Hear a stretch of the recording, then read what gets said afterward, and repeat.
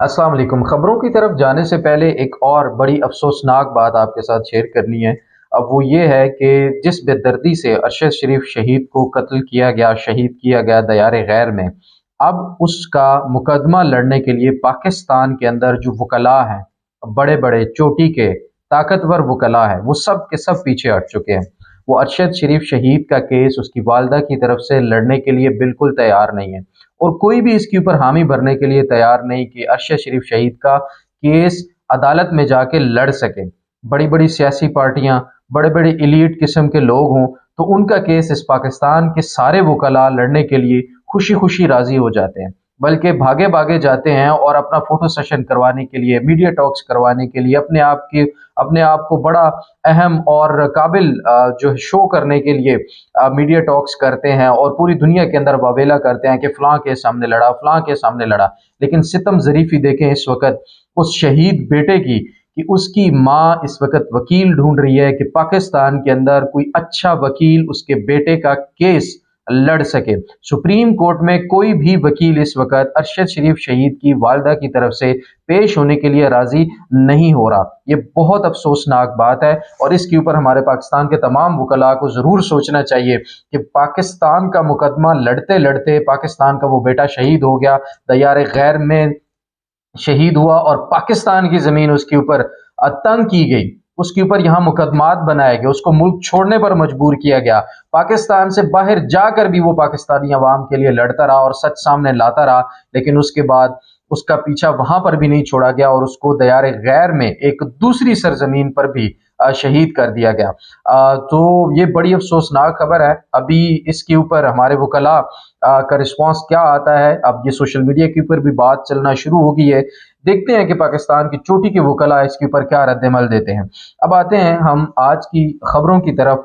आज की जो अहम खबरें हैं उसमें सबसे पहले हुकूमत की तरफ से ऑर्डिनेंस पास करने की कोशिश की गई, जिसके ऊपर सदर मुमलिकत जनाब आरिफ अलवी साहब डट गए और उन्होंने मना कर दिया। उन्होंने साफ इनकार किया कि मैं इस ऑर्डिनेंस के खिलाफ हूँ और इसके ऊपर बेहतर ये है कि आप पार्लियामेंट से मुशावरत करें और पार्लियामेंट को एतमाद में लें और वहाँ से जो भी आप कानून साजी करवाना चाहते हैं वो करवाएं। इसके ऊपर ऑर्डिनेंस पास करने के लिए सदर मुमलिकत ने कहा कि वो राजी नहीं है, उन्होंने मना कर दिया। बिल्कुल ऑर्डिनेंस किस चीज़ का था ये आपको बताता हूं कि ऑर्डिनेंस था मिनी बजट लाने का, कि मिनी बजट पास करने के लिए ऑर्डिनेंस मंजूर किया जाए, जिसको सदर मुमलिकत ने मना कर दिया क्योंकि आईएमएफ के साथ जो मुज़ाकरात हुए, जो आईएमएफ ने शराइत रखी, वो सारी की सारी जो हमारे फाइनेंस मिनिस्टर साहब हैं इसहाक डार साहब, उन्होंने सदर मुमलिकत के सामने रखी।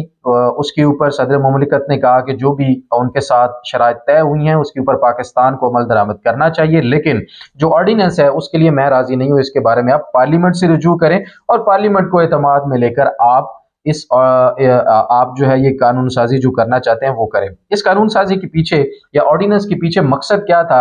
मकसद था नए टैक्सेस, 170 अरब के नए टैक्सेस लगाने के लिए हुकूमत की तरफ से ये ऑर्डिनेंस लाया जा रहा था, जिससे अब पीछे हट चुकी है हुकूमत। उन्होंने मना कर दिया। 170 अरब टैक्सेस जो अभी अवाम के ऊपर लगाए जाएंगे, उसका मतलब ये है कि ये मुस्तकिल बुनियादों पर लगेंगे, यानी कि ये आर्जी टैक्सेस नहीं होंगे कि बाद में इनको ख़त्म कर दिया जाएगा, कम कर दिया जाएगा।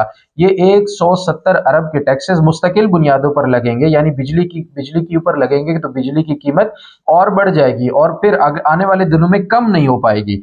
गैस की जो प्राइस है उसके ऊपर टैक्स लगाने की तैयारी की जा रही है। गैस प्राइस बहुत ज़्यादा हो जाएगी। इसी तरह फ्यूल प्राइस जो पेट्रोल वगैरह, डीजल वगैरह, वो भी और ज़्यादा होने का खदशा इस वक्त पाकिस्तान के अंदर मौजूद है। तो आईएमएफ की जो नई शराइत हैं उसके मुताबिक महंगाई और ज़्यादा बढ़ जाएगी, क्योंकि उन्होंने मजीद टैक्सेस लगाने के लिए भी जो है शराइत इस वक्त रखी हैं। उसके साथ साथ जो अगली खबर है वो इलेक्शन कमीशन की तरफ से है। इलेक्शन कमीशन ने अभी तक ऐलान नहीं किया उसके खिलाफ जो अदालत में आज तौहीन अदालत की कार्रवाई के लिए एडवोकेट अजहर सिद्दीक साहब ने लाहौर हाई कोर्ट से रुजू किया था, लेकिन लाहौर हाई कोर्ट से उनको जो जवाब मिला वो बड़ा ही चौंका देने वाला है। लाहौर हाई कोर्ट ने कहा है कि ہمارا جو فیصلہ تھا اس پر 90 روز میں عمل درآمد ہونا ہے۔ اگر 90 روز میں عمل درآمد نہ ہوا تو پھر ہم اس کے اوپر کارروائی کریں گے۔ یعنی کہ انہوں نے صاف صاف اس بات پر جو اپنا فیصلہ ہے وہ سنایا کہ 90 روز تک ہم کچھ نہیں کریں گے، اور 90 روز کے بعد اگر 90 روز تک اگر اس کے اوپر عمل درآمد نہیں کیا جاتا، الیکشن نہیں کروائے جاتے، تو پھر ہم یہیں بیٹھے ہیں، ہم پھر اس کے اوپر ایکشن لیں گے۔ یہ بڑا ہی ایک حیران کرنے والا ہے، لیکن کیونکہ معاملات عدالت میں ہے تو دیکھتے ہیں کہ اب کس طرف جاتے ہیں۔ دوسری طرف سپریم کورٹ کے اندر اسلام آباد جو بار ہے اس کے پریزیڈنٹ شعیب شاہین صاحب نے اپلیکیشن سپریم کورٹ کے اندر جمع کروائی ہے اور کہا ہے کہ پنجاب اور کے پی کے اندر جو الیکشن نہیں کروائے جا رہے وہ الیکشن کمیشن کو حکم دیا جائے کہ جلد سے جلد الیکشن کروائے جائیں، کیونکہ ابھی تک گورنرز جو ہیں انہوں نے ڈیٹس نہیں دی ہیں۔ ان کو ڈیٹ دے دینی چاہیے کہ کس تاریخ کو الیکشن ہوں گے۔ حکومت جان بوجھ کر الیکشن کی طرف الیکشن سے بھاگ رہی ہے، الیکشن کی طرف بھاگ رہی ہوتی تو بڑی اچھی بات ہوتی، لیکن اب ان کے کیونکہ فیور میں نہیں ہے حالات، فیور میں پالیٹکس ان کے نہیں ہے، تو وہ کسی صورت بھی الیکشن کروانے کے لیے راضی نہیں ہوں گے۔ تو دوسری طرف شعیب شاہین صاحب نے اپلیکیشن جو ہے وہ سپریم کورٹ میں جمع کروا دی ہے، جس کے اوپر کوئی اعتراضات نہیں لگے۔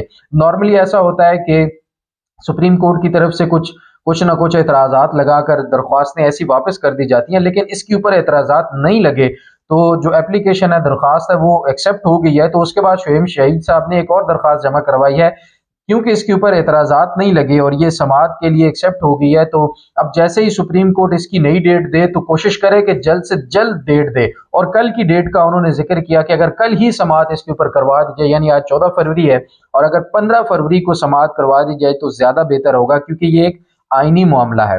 اگر سپریم کورٹ اس میں دیر کرتی ہے، عدالتیں دیر کرتی ہیں، الیکشن اور لیٹ ہو جاتے ہیں، یا حکومت جلد سے جلد الیکشن کا اعلان نہیں کرتی کسی بھی کوئی بھی بہانہ بنا کر، تو ایک آئینی بحران پیدا ہو جائے گا۔ لوگوں کا جو حق ہے رائے دینے کا، ووٹ دینے کا، وہ اس وقت سلب کیا جا رہا ہے، وہ اس کو روکا جا رہا ہے عوام کو اپنا حق استعمال کرنے سے۔ تو یہ آئینی اور قانونی حق ہے عوام کا، اس کو روکنا نہیں چاہیے۔ اگر اس کے اوپر عمل درآمد جلد سے جلد نہیں کروایا گیا تو ظاہر ہے عوام کی طرف سے ایک ریئیکشن آئے گا، اور اس کے اوپر پاکستان تحریک انصاف کی طرف سے جو فیصلہ کیا گیا ہے کہ وہ جیل بھرو تحریک کا آغاز کریں گے۔ اب میں آپ کو بتاتا چلوں کہ جیل بھرو تحریک کا اگر آغاز ہو گیا تو ہوگا کیا۔ پنجاب کے اندر جو 34 جو جیلیں ہیں اس کے اندر اس وقت 64,000 قیدی جو ہے وہ موجود ہیں، لیکن اگر پاکستان وہ پہلے ہی آپ کہہ سکتے ہیں کہ زیادہ لوگ اس کے اندر موجود ہیں، اتنی کیپیسٹی نہیں ہے، اور کیپیسٹی سے زیادہ لوگ جو ہیں اس کے اندر موجود ہیں پہلے ہی۔